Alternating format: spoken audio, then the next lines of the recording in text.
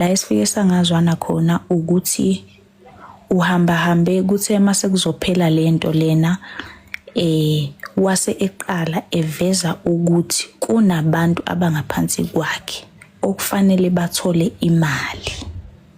Hawu, ngambuza ngathi mina kodwa phela wemiyeza ngoba mina umuntu ebengicommunicate naye uwena, kuza kanjani ukuthi uze ukukhiphele mina lokho ukuthi kunabantu abangaphansi kwakho ebebekuphushela umsebenzi? Ngambuza nje kanje ukuthi kuza kanjani ukuthi bese kube ngazuthi kunabantu mhlambe bebeqashiwe ukuthi baphushe umsebenzi, noma ngabe kuthiwa mhlambe ikhona imali yokukubonga engikunika yona, okuchaza ukuthi kufanele ngiyenze ngiyiphinde kathathu na. Kwaqala lapho kwangazi ukuthi kunokuhilizisana ngoba uhambe wafaka abantu waze wababala. Engicabanga ukuthi mhlambe naye lokhu uyakwazi, iqiniso nje lemsulwa.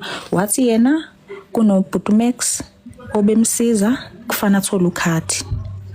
Wathi ngicabanga ukuthi ubhuti naye uthe ukukhula ubhaka. Wathi ubhaka wathi wathi bathatha abantu kulento le.